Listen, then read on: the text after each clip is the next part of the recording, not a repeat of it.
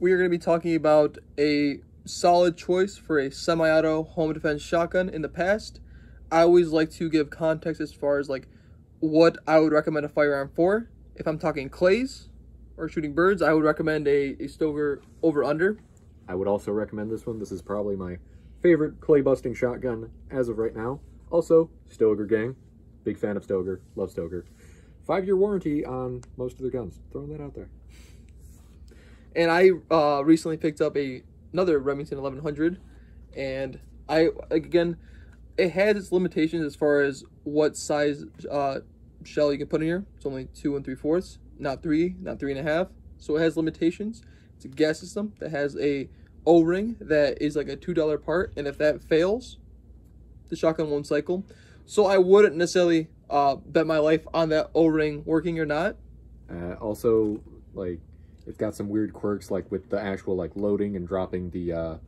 Oh yeah, you want to hold it? Want to just show this off? See if we can't. Yeah, lock it back, and then you gotta push on the actual follower to get it to close instead of there being a button. I'm more used to a button on the side. Also, that weird little tab makes it kind of awkward to try and actually load shells in. So, trying to do that under stress. Yeah, no. And there are extension tubes. Like, I am interested in ordering a 10 shot for it because it'll take it all the way up. It'll look normal. It won't go over the barrel. But it's kind of the nice thing about having a 28-inch barrel. Yeah. And so I would recommend, this is definitely what I would orient towards, like if for shooting birds, hunting, or even shooting clays. But I wouldn't. Would you suggest it for 3-gun? I've seen it I've never done 3-gun. I've seen it used in 3-gun, but I've also seen it fail with, like, again, with the O-ring or cycling or stuff like that. I've also seen the Mossbergs and various other ones with gas systems. This can shoot bird shot, like light loads, like light brass 12 gauge, and cycle fine. So it's definitely, that's why I would put it in that category. But as far as like, I'm gonna bet my life on it, no, I would not. Ray has a solid option, and it's an affordable option as well. And it's not this, which, you know, Joe Biden's special. Yeah.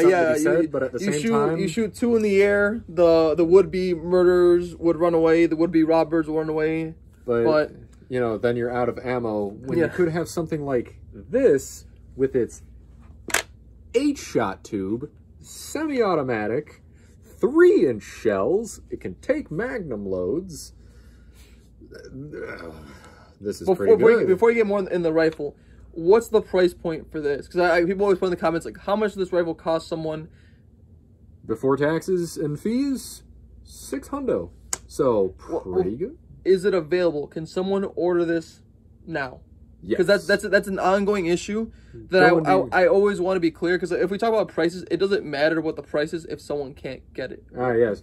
It's only $2. Unfortunately, it's unobtainium. Yeah. It's... But $600, I went into my local shop and was just like, hey, I'd like to see what semi-auto shotguns you have. Started looking through, and I saw this, but it wasn't this model. This is a part of Stoeger's Freedom series, and the reason I found this is because I saw the 5-inch tube, or 5-shot tube, literally same stock, same everything, 5-shot tube sitting inside of my local store, and then I started looking through, and I went onto their site, and I found this Freedom Series 8-shot tube, and $600. I believe it was like $660, $650 after taxes, fees, boo boo. And honestly, I just fell in love with it. It's everything other than super light, like birdshot, like game loads, and like clay busting loads. It is cycled perfectly, and even those clay busting loads, I got about like 5 or 6 shots in, and I was just rapid firing them, and that's when I started to have some short cycles and some issues. Yeah, but again, focusing on, like, I guess, home defense type oriented, this would definitely be a solid pick. I would put, so as far as like myself, I don't see myself like spending like Benelli money on a semi-auto shotgun, being like double the price of this, and this certainly is not half the gun. Yes, it's the same deal as with the FN57 versus the Ruger 57. you're paying half the price, but you're definitely getting more than half the gun. And at a certain point, it comes down to what else are you getting for that extra $600? And more often than not, it's fit, finish, and the name. And Stoeger, to me, has always been a good name. I've generally loved all of the Stoeger products. This double barrel shotgun right here is a Stoeger product. And this is my favorite clay busting gun, even though it belongs to Saul, which is... Well, no, because I always had to, like, force him to go shoot clays. He's not like... He's never like, hey, this week... He'd be like, hey, this weekend we're shooting rifle. I'm like, I kind of want to shoot shotguns. Because you're not big on shotguns, right? Like, you're... Because at this point, I don't think I own more than you, but I like different shotguns. Like, right now, in my head, I want another one. And when I purchase another one, I want another one. Yeah, I definitely, like... For me, shotguns are more of, like, a section in the safe that are there for the collection, but they're for home defense. I personally don't like shotguns. I have many reasons for that. Mostly it's due to, like, the construction of my house and then over penetration issues, which there's things you can get into, and that's a big old thing in and of itself, but personally, not a big fan of that. Which that's a big thing. It's like people want a shot that can penetrate through any man, but not go through drywall. Yeah. It's you know, it's just picking. Begging choosers. Yeah. But why did you get this? Well, because A, if I ever move into a place that I would want a home defense shotgun, this would be a good option. This is something that I can have. I'm also more of a pump action fan when it comes to that. So I wasn't looking to spend a bunch of money on a shotgun that was pretty much just supposed to fill that role. And this one does that. And it does it very, very well. So it's one of those, hey, I got something to fill the spot in my collection. And it's also an incredibly functional, well-built, decent machine. Huh. Funny that. It's almost like you don't need to spend $2,000 on a shotgun just so that way you can shoot some shot shells. Yeah. Size. Yeah, talk to a lot of your friends and they give you shit for owning a $600 shotgun, but because for me, like $600, that's really the price point. Like not the max, but that's where I would look. Because right now, the only other semi-auto I was looking at before I got this one was a CZ. I don't remember the exact model number. They have 3 different finishes. They have a black one, and they have a bronze one that I really want. And it's $600. Inertial system takes 3.5, and I'm like, I want it. The price is right, but again, I have no experience with it. I've shot this. Have had no issues shooting this, shooting slugs out of this. Slugs and combat loads, this thing eats them up. Again, low brass is where you run into issues, and it's because you're relying on the power of the shell and physics for every reaction. There's an equal and opposite. And if you want to go, like, I guess, like, for focusing on, like, the tactical side, the sights. I don't know if you mentioned them. It does have some pretty nice little sights on there. It's got nice little red fiber optic on the front, peep sight on the rear. It's shielded on both sides. It also has this nice Picatinny rail that came with it. Throw on their red dot or 12 times scope, whatever, you know, Battlefield Bad Company it up. And also cylinder bore, no choke tubes on this one. But you don't really need anything for a combat shotgun. Cylinder bore is just fine. In fact, anything tighter is honestly more of a detriment, really, I would say, because then you're increasing that over penetration potential. Which, like, I guess in closing, we're gonna test this out using 3-inch Foster slugs against Sabo slugs, and there's like, I don't even know if this is like a gimmick, because you can put a rifle choke on a smoothbore barrel.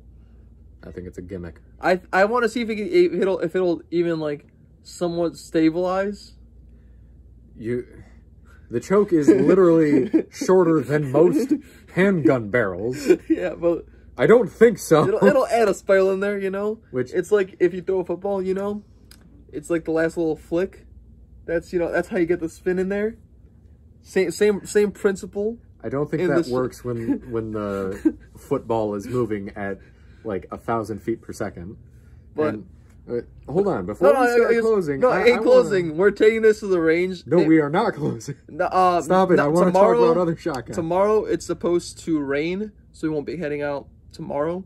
But next weekend, hopefully Saturday, Sunday, on the weekend, it's a nice day.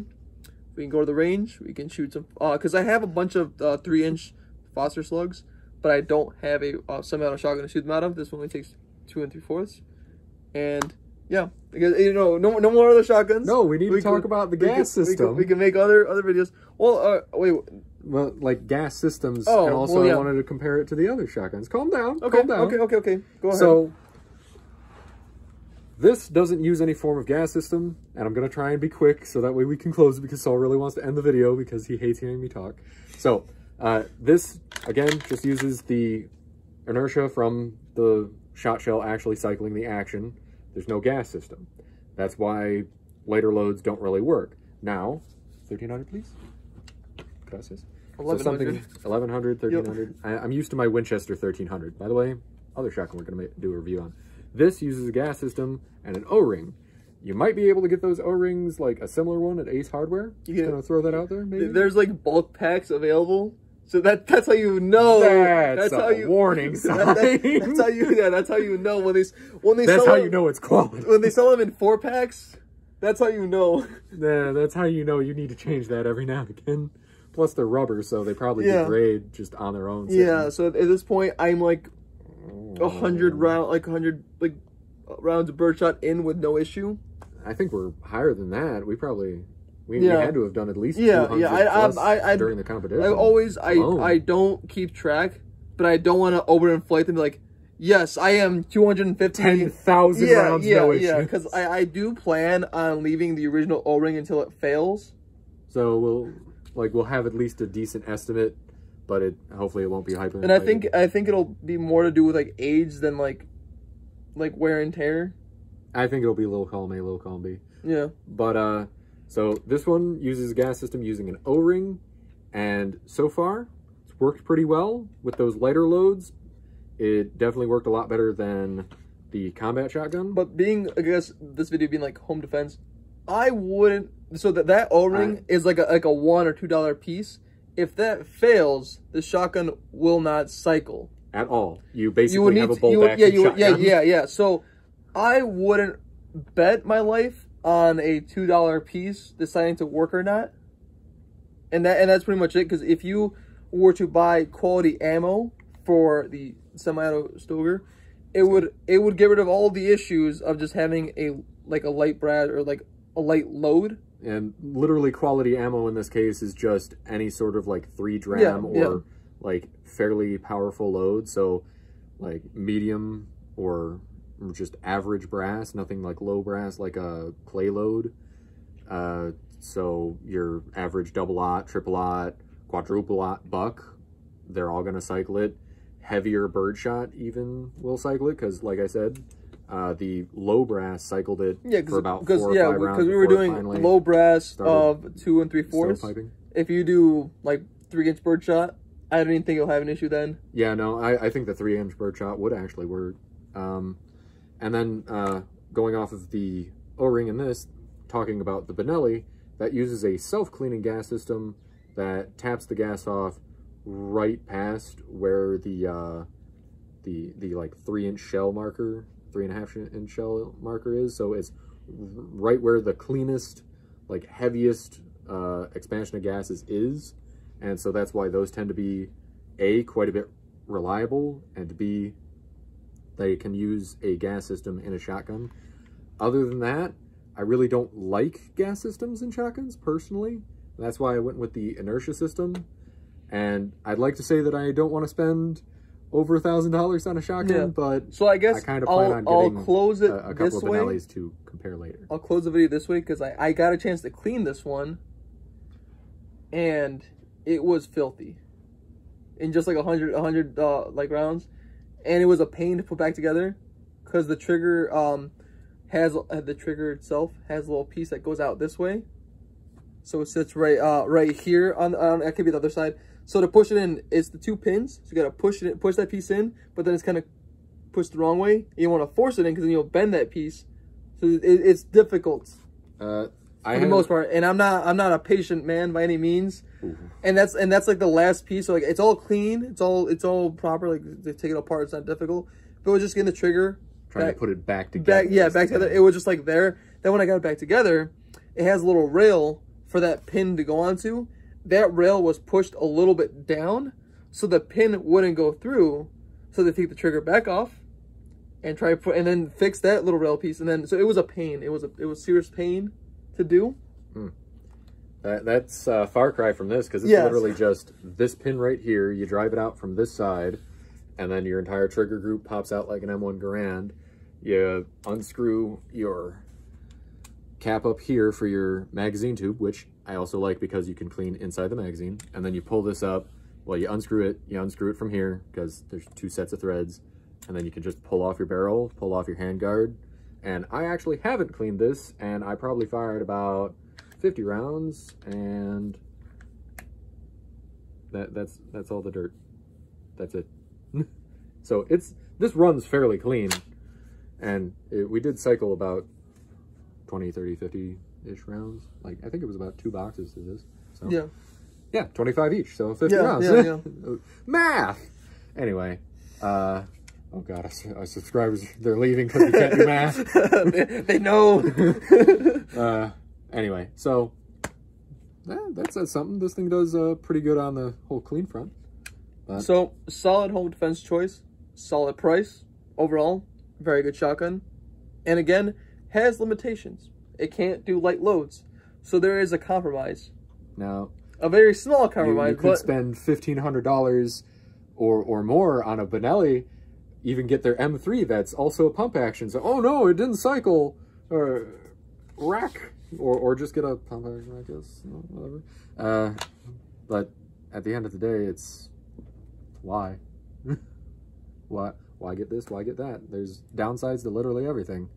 Pump actions aren't as fast. Some semi-autos don't run with lighter loads. Some semi-autos are incredibly dirty. It is, and and this shotgun, it's the gas system because of how it's set up. Like, I understand, I don't know anything, but you don't put a lot of lube on it because it'll just collect a lot more gunk on there. Yes. But then at the same time, I didn't put any lube in it. It was fresh from the box. Took it outside, took it shooting, and it was really filthy. I don't think it would stop, like, the amount of like gunk buildup would stop it from running. But I can see it's definitely going to get kind of like, yeah, it's gonna get nasty. Black Lagoon. Yeah, exactly. And that's about it. Would you like to close the video now? I just like to throw out, so something like this. You only got 2 shots. I believe this is actually a 3-inch. Yeah, 3-inch chamber, but... And then, like, with over-unders, with detailing, you can go sky's the limit. You can buy a $3,000 over-under. And you're not sacrificing performance. This is, like, as far as, like, basic, like, walnut furniture. But it's everything I wanted to do. This only has 1 trigger, so there's a compromise there. You can buy a shotgun that has 2 triggers. Honestly, I really, for just shooting clays, and even for, like, a stressful... like situation, 1 trigger I'm going to say is better.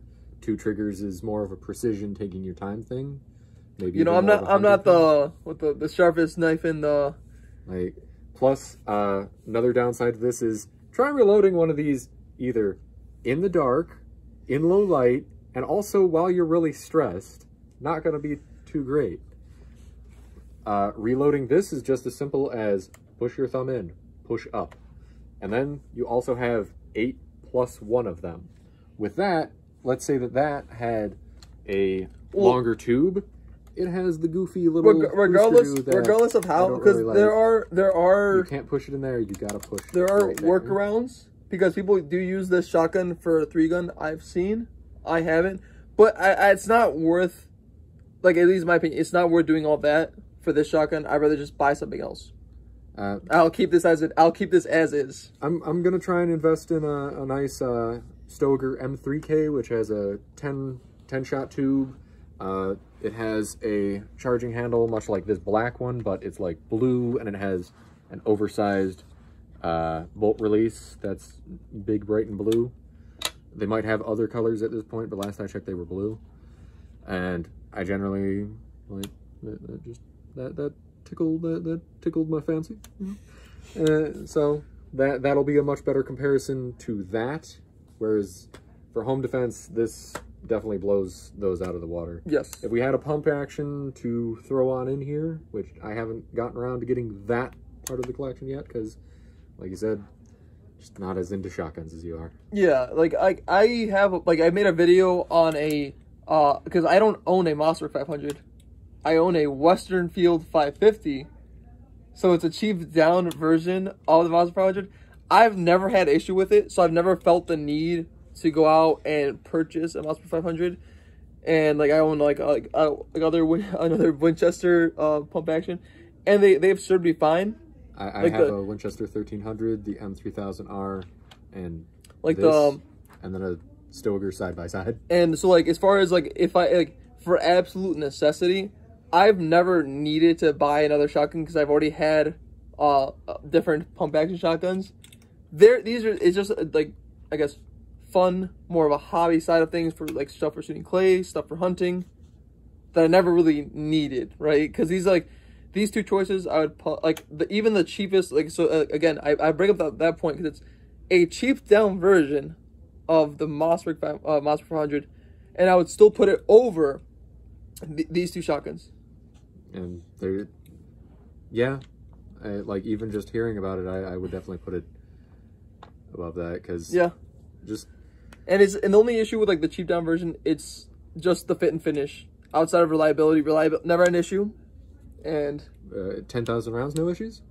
I think again, I have no idea because I'm like the third owner, and I've put like thousands of like birdshot through it, and I've shot slugs, I've shot buckshot through it, and no issue. Which, we're going to get one because it's only like $120, but there is in fact a Chinese shotgun that I know of that is said to fall apart like a Chinese motorcycle. So we're going to get that to really be the baseline of absolutely terrible, because we want to show you what we don't recommend just as much as we want to show you what we do recommend. And there's a place for everything except for things that literally shear themselves to pieces and explode. So,